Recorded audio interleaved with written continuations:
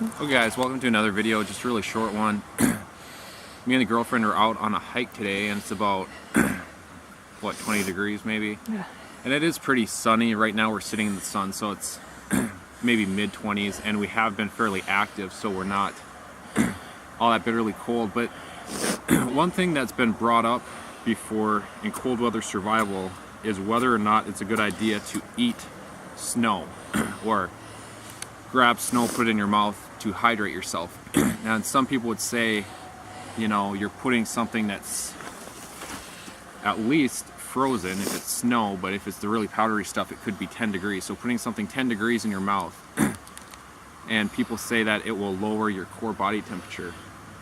Now, if you don't have a source of water, my reasoning would be, depending on how long you're out there, one of the biggest contributors of hypothermia and lowering your body core temperature would be dehydration.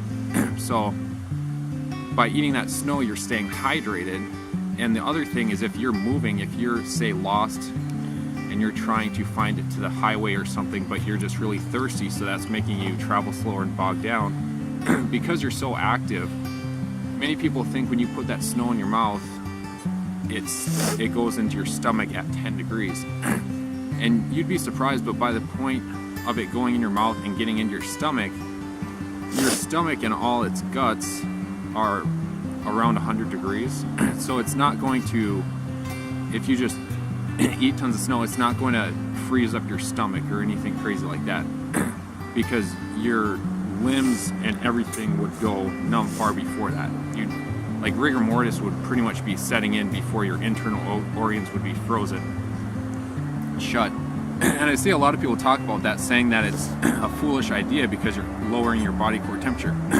The fact of the matter is, like, both of us, we're not wearing that many layers. I'm just wearing a lightweight nylon t-shirt, this, and a vest, and I'm starting to overheat a little bit, so I'm about to take my vest off. So the thing is, if you have the proper clothing, you can eat that snow and it might lower your body core temperature a little bit. But the added benefit of that is, if you are starting to overheat from traveling so far, that snow would help your core to slightly cool down just a little bit. Not to the point of hypothermia. Many people think if you're just, even if you're running a marathon or something like that through the woods and you're just eating as much snow as possible, that over time, I think a lot of people think that snow stays in snow form in your stomach, which is just totally ridiculous. So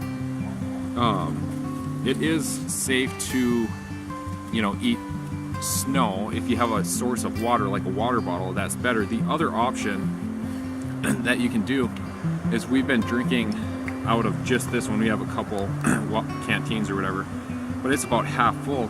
And I'm not going to do it right now, but what you can do is, before it gets totally empty, fill this with snow, especially if it's a wide mouth Nalgene or something like that, and that water will help break down that snow and convert it into water, pretty much melt it.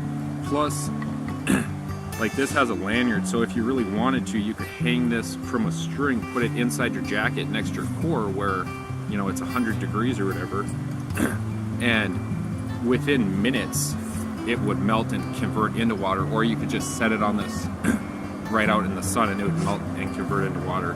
So hopefully you guys found this video useful, helpful. If you guys did, feel free to give it a like, leave a comment down below. If you haven't already, go back to my homepage, watch some of my current videos. If you like what you see, feel free to subscribe. We'll catch you on the next video though.